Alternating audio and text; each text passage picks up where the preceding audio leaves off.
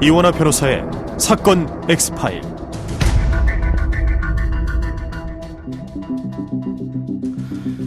과학적으로 설명하기 힘든 신비하고도 초자연적인 현상을 뜻하는 단어죠. 오컬트. 최근 흥행에 성공한 파묘라든지 검은 사제들, 사바 같은 영화들 모두 오컬트 장르물로 많은 대중들의 사랑을 받아왔죠. 그런데 이 오컬트란 장르가 영화나 소설을 넘어 내 삶의 현실로 다가온다면 어떨까요? 오빠, 이 카페에 오빠도 가입해. 그게 뭔데? 사령 카페라는 건데. 사령 카페? 뭐 이상한 거 아니야? 아니야. 오빠, 내가 하라면 좀 그냥 해주면 안 돼? 여기서 친하게 지내는 친구들도 있단 말이야. 같이 재밌게 놀면 좋잖아. 알았어. 자, 됐지? A씨의 여자친구인 B씨가 가입해 있다는 한 사령 카페. 이곳은 죽은 사람의 영혼인 사령을 불러낼 수 있다고 믿는 사람들이 모인 인터넷 카페였습니다. 그리고 여자친구 B씨는 이 카페에서 스스로를 악령계 인증을 받은 진짜 마녀라고 소개했죠. 놀라운 건 그녀를 정말 마녀라고 믿기라도 한 듯 추종하는 카페 회원들이 있었다는 점입니다. 나 새벽에 차였다. 꿈이었으면 좋겠는데. 잘 됐어. 이제 하는 얘긴데 사실 언니 남친 마음에 안 들어. 우리 다 싸잡아서 욕하던데 우리 카페 보고 사령 소굴이라면서 막 비웃던데? 죽여 그냥. 슬퍼할 사람도 없어. 진심이야? 복수는 칼같이, 주술과 부적으로. 못 믿겠다면 친히 보여줘야지. 과연 이 기이하고 이해하기 힘든 사건은 어떻게 결말이 났을까요? 사령 카페 회원들은 정말 B씨의 남자친구를 살해했을까요? 오늘 이원하 변호사의 사건 엑스파일에서 이 사건 자세히 짚어보겠습니다. 안녕하세요. 이원하 변호사의 사건 엑스파일 이원하입니다. 오늘도 로엘 법무법인 김연준 변호사와 함께합니다. 변호사님 어서 오세요. 네, 안녕하십니까. 김연준입니다. 예, 잘 지내셨어요? 네, 잘 지냈습니다. 저도 무서운 영화, 미스터리한 영화를 굉장히 좋아하는데 네. 그래도 현실과는 구분을 하는 편이거든요. 그런데 한때 사령 카페라고 오컬트를 추종하는 인터넷 문화, 이게 논란이 된 적이 있었는데 그 발단이 된 게 바로 이 사건입니다. 일단 사건에 등장하는 인물들부터 알아봐야 할 것 같거든요. 네, 저는 무서운 영화 전혀 못 보고요. 그러시구나. 네, 우선 당사자부터 말씀드릴게요. 당사자는 이제 총 5명이고 가해자가 4명 그리고 피해자 1명인데요. 이제 이 사람들은 이제 같은 취미 활동을 공유하거나 이제 지인의 소개를 통하는 등의 서로 알게 된 사이이고, 인터넷 게임 사이트에서 친구 소개를 맨 처음에는 받아서 이제 가해자 중에 1명과 피해자가 연인 사이로 발전하게 됩니다. 그러다가 여자친구가 가입해 활동한다는 한 인터넷 카페에 이 남자친구도 가입을 하게 됐는데 이 카페가 보통 우리가 아는 그런 일반 카페가 아니었던 거잖아요. 네, 그렇죠. 어떤 커뮤니티냐, 이제 사령, 그러니까 죽은 사람의 영혼을 불러낸다거나 아니면 주술을 한다거나 오컬트적인 주제의 이야기를 나누면서 이제 놀이처럼 하거나 그렇죠. 아니면 네. 조금 더 진지한 문화로 향유하는 것이죠. 그런데 그 이용자분들 중에서도 이 여자친구분 있지 않습니까? 이제 피해자의 여자친구분은 여기에 굉장히 깊게 빠져들었던 것 같아요. 아까 얘기가 나왔던 것처럼 이제 자신을 진짜 마녀라고 부르기도 했고요. 스스로를 마녀라고 했다고요? 이걸 진짜 믿었던 건가요, 사람들이? 네. 그러니까 단순히 이제 커뮤니티 이용자들이 이제 오 이러면서 호응을 해준 건지 아니면 진심으로 믿었던 건지는 뭐 알 수는 없겠습니다만 그렇죠. 이후 이제 사건 진행 과정에서도 잠깐 엿보이는데요. 그 여자친구분은 이제 주술을 건다거나 아니면 뭐 치유를 한다거나 이제 영혼을 불러서 이제 자신에게 빙의시키는 의식의 존재를 이제 적극적으로 믿고 또 자신이 이러한 영적인 능력을 가진 것으로 믿었던 것 같습니다. 최소한 스스로는 본인이 마녀라고 진짜 믿었던 것 같네요. 네. 남자친구가 카페에서 탈퇴해라 설득한 이유 예상이 되기도 하는데 어떤 상황이었습니까? 네, 뭐 아무래도 그 연인 관계에 있다 보면은 이제 서로의 지인들을 소개를 시켜주기도 하고 또 같은 관심사를 공유하거나 함께 이야기를 나누는 일도 많지 않겠습니까? 네네.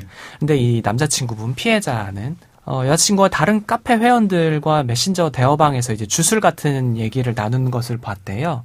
호기심에 자기도 이제 그 카페에 가입해서 내용을 좀 보기도 했지만 사실 주술이나 이 사령이라는 게 좀 좀 우스꽝스럽다고 생각할 수도 있잖아요. 그렇죠. 이 존재를 네. 또 의문시하고 좀 유치하다고 생각해서 좀 진지하게 받아들이지는 않았던 것으로 보입니다.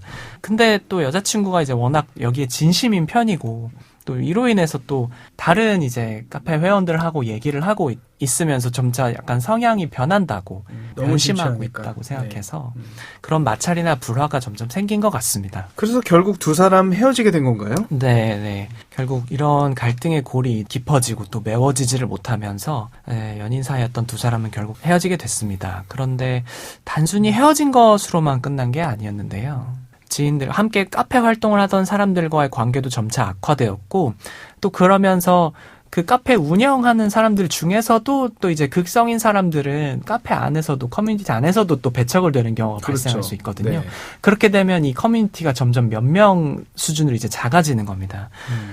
이제 그런 지인들과 이제 헤어지는 과정에서 서로 이제 욕설이나 또는 비방하는 말이 담긴 메시지, 또 글을 주고받으면서 속칭 그 키보드 배틀이라고 하죠. 네.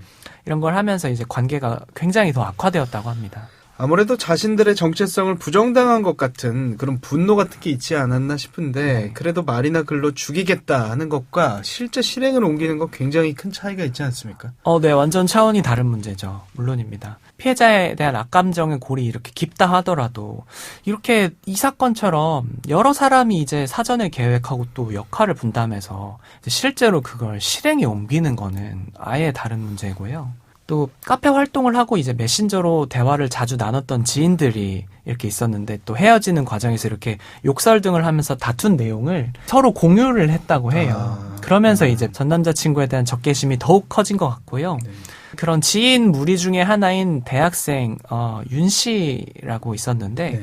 이 사람은 뭐 일상생활에서는 그냥 평범한 대학생이었는데 온라인에서는 마치 자기가 해결사처럼 본인을 이미지를 구축을 했던 사람으로 네. 보여요. 그래서 이 윤 씨가 전 남자친구 피해자를 이제 죽이길 바라는 것인지를 이제 반복적으로 묻는 등 좀 심상치 않은 분위기가 이어졌습니다. 진짜 실제 범행으로까지 이어졌습니까? 네, 그렇기 때문에 이제 이걸 이제 얘기로 나누는 거기도 하고요. 저 좀 믿기가 어려운데 이제 실제 범행으로 이제 계획을 하고 이어지는 수순까지 온 것 같아요.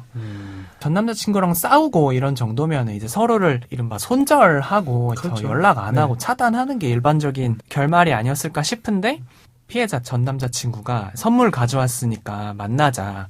또 이 사람들에게 사과하고 싶다. 이런 메시지를 보내고 화해를 희망하면서 이들이 만나기로 약속을 하게 됩니다.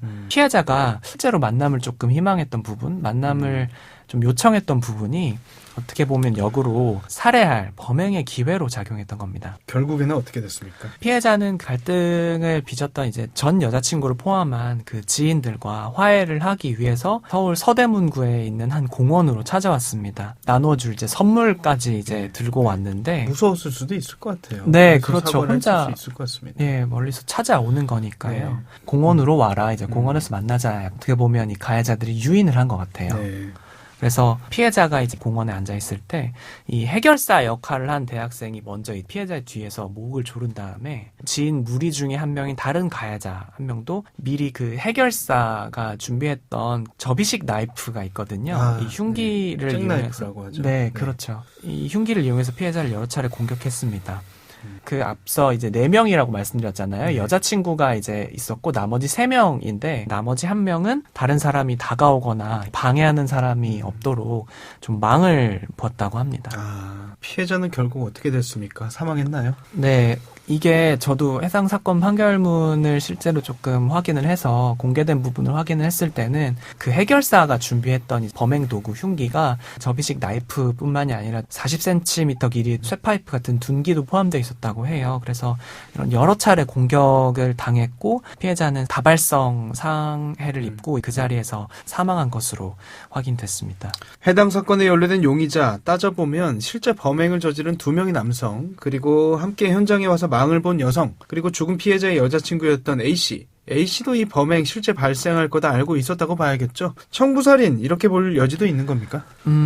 일반적인 시각에서는 네, 이거 사실 죽여달라고 했기 때문에 죽였다 보니까 좀 말을 거칠게 표현하면 네네. 이거 청부살인으로 볼 수 있는 거 아니냐라고 생각하실 수 있어요. 근데 이제 형법상 이제 살인교사죄가 적용되는지 여부 이런 부분이 쟁점이었는데 일단 판결문에 나왔던 내용을 보시면 이 여자친구분도 죄책에서 벗어날 수는 없었습니다. 다만 이것이 살인교사는 아니라 결국에는 살인방조죄 혐의가 적용돼서 이제 처벌을 받았거든요. 사건 내용으로 다시 돌아가면 이제 실제로 분담을 했던 가해자 세 사람은 전 여자친구, 방조범 혐의가 적용된 A씨도 함께 들어와 있는 메신저 방에서 서로 대화를 나누면서 피해자를 함께 살해하는 것에 대해서 이제 얘기를 했고, 이야기를 나누다 보니까 범행 도구는 내가 가지고 있다거나 내가 동원할 수 있는 도구가 어떻게 된다거나, 그러니까 언제 뭐 만나게 된다거나 계획이 더 구체화되고 또 결심이 더 굳어지게 되었고요. 이 사람을 그냥 단순히 죽었으면 좋겠다, 이제 처리를 했으면 좋겠다, 약간 이런 말을 하는 것에서 넘어서서 좀 구체적인 살인의 계획이 점차 짜여지게 된 겁니다. 그래서 도구는 무엇으로 할지 아까 말씀드렸던 것처럼 좀 범행을 저지르고 난 다음에 발각이 될 가능성 어떻게 될지에 대해서 서로 얘기를 나눈 정황도 있거든요. 전 여자친구인 그 A씨는 하실지는 잘 모르겠습니다만 범행 당일에 이제 나머지 피고인들과 함께 이동하던 중에 갑자기 집으로 귀가해야 된다 면서 나머지 3명과는 헤어졌다고 해요.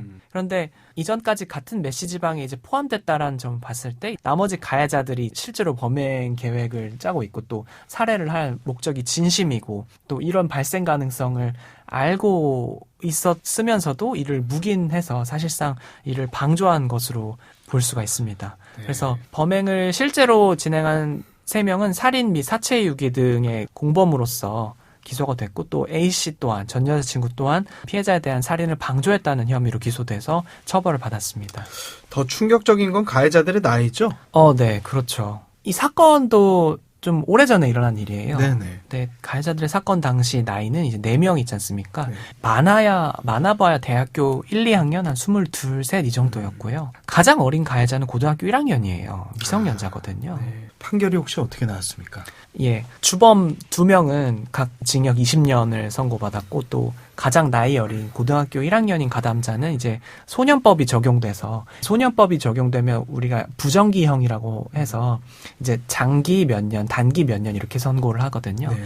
장기 12년, 그러니까 12년을 초과하지는 못하고 단기 7년의 징역을 선고를 받았고요. 또 살인 방조의 공소사실이 인정된 그 전 여자친구 또한 징역 7년이 선고됐습니다. 그리고 여기서 그친 게 아닙니다. 그 피해자 B씨의 유족들은 당연히 이제 가해자들 본인에게, 그리고 또 일부 가해자들 미성년자잖아요. 그렇기 그렇죠. 때문에 부모님의 책임도 함께 물어야 된단 말입니다. 미성년자인 자녀들을 제대로 감독하지 못한 것에 대한 책임을 물어서 민사상 손해배상 청구의 소를 제기했고, 장례비와 정신적인 손해배상금 등 위자료죠? 이제 네. 위자료죠. 수억 원대 배상금을 지급하라는 민사 소송을 제기해서 이제 승소 판결을 받았습니다. 네. 사건 엑스파일, 오늘은 인터넷 사령 카페에 심취한 일당이 저지른 잔혹한 살인사건 살펴봤습니다. 비현실적이고 비뚤어진 망상이 결국 극단적인 행동으로 이어진 아주 끔찍한 사건이었는데요. 자칫 이 사건이 주류가 아닌 이색 대화문화를 즐기는 다른 평범한 사람들을 향한 잘못된 편견으로 작동하진 않았을지 우려스러운 대목도 있는 것 같습니다. 오늘 저희가 준비한 내용은 여기까지입니다. 끝곡으로 릭 애슬리의 Never Gonna Give You Up 들려드리면서 이 시간 마치겠습니다. 여러분은 모두 변호받아 마땅한 사람들입니다. 사건 엑스파일. 여러분 고맙습니다.